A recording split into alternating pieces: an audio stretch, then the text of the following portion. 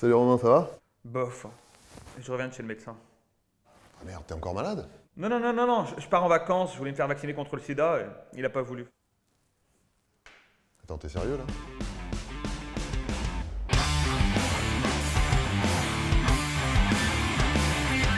Je sais pas si vous avez remarqué, moi j'ai toujours rêvé de commencer une vidéo comme ça.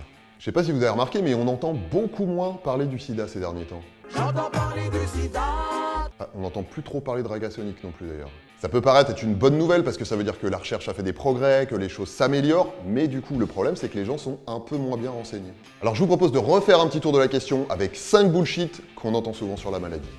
On peut attraper le sida en embrassant quelqu'un. Wow, ok, on commence fort. Donc on va se mettre d'accord tout de suite. Non, on n'attrape pas le sida en embrassant quelqu'un, et ça pour 2 bonnes raisons. D'abord parce qu'on ne peut pas être contaminé par un simple échange de salive, même si on a des petites plaies dans la bouche. Ensuite parce qu'on n'attrape pas vraiment le sida. Bon, je m'explique. Ce qu'on attrape, c'est un virus, le virus de l'immunodéficience humaine, le VIH. Il est transmis par le sang, les sécrétions sexuelles ou de la mère à l'enfant pendant la grossesse ou pendant l'allaitement. Une fois qu'on a été contaminé par le VIH, on est porteur du virus, c'est-à-dire qu'on peut le transmettre. On dit qu'on est séropositif parce que la sérologie, c'est-à-dire la prise de sang qui recherche le virus, est positive. Mais on n'a pas le sida. Le sida, c'est le syndrome de l'immunodéficience acquise, et c'est un ensemble de problèmes qui apparaissent une fois que le virus s'est attaqué au système immunitaire, mais ça apparaît plusieurs années après. Donc on n'attrape pas vraiment le sida, on est infecté par le VIH qui détruit certaines cellules de nos défenses immunitaires, et au bout de quelques années, des maladies en profitent pour apparaître. C'est ça qu'on appelle le sida. Il faut vraiment que j'arrête de faire ce geste, hein, vraiment. Non, mais en fait, plus la peine de se protéger, maintenant on guérit du sida. Alors non, soyons très clairs, on ne guérit pas du sida. Pas encore. Et tant qu'on y est, il n'y a pas de vaccin contre le sida non plus. Ça n'existe pas encore. Attention, il y a des traitements. Ils ont pour but de diminuer la quantité de virus dans le sang et de maintenir les cellules de notre système immunitaire en nombre suffisant et donc d'empêcher l'entrée dans la phase sida.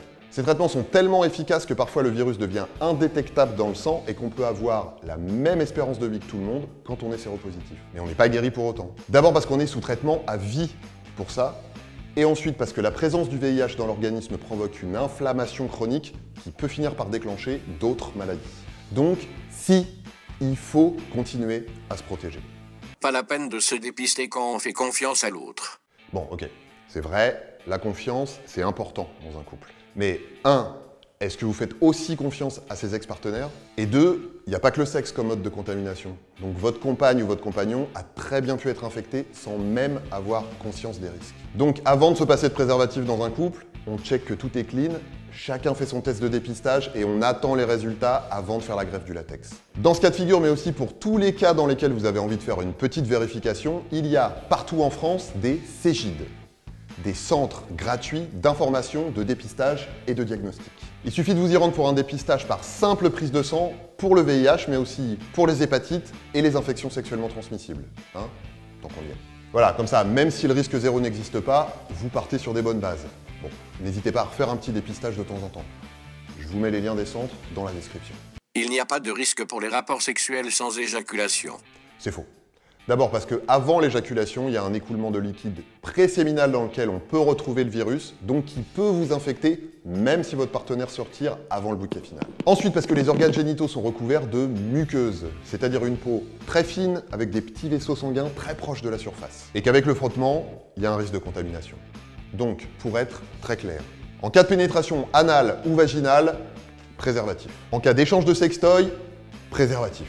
Ça, c'est la base.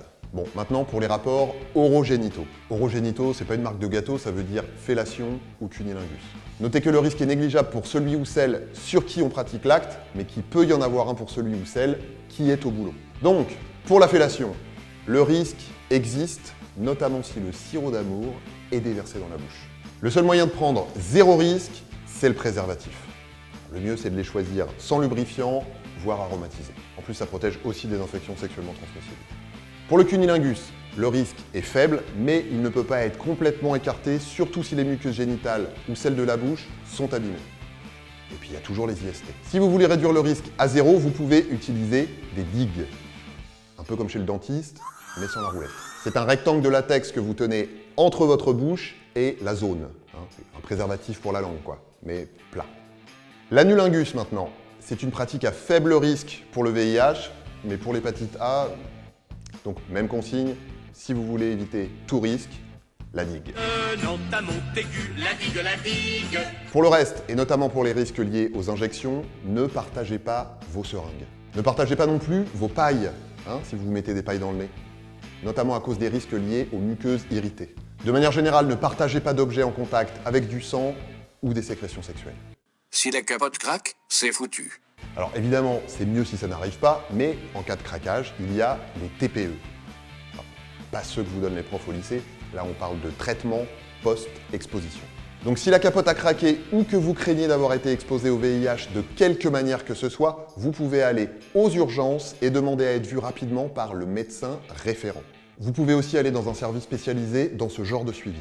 En cas de doute ou pour connaître l'adresse du centre le plus proche, n'hésitez pas à appeler SIDA Info Service au 0800 840 800.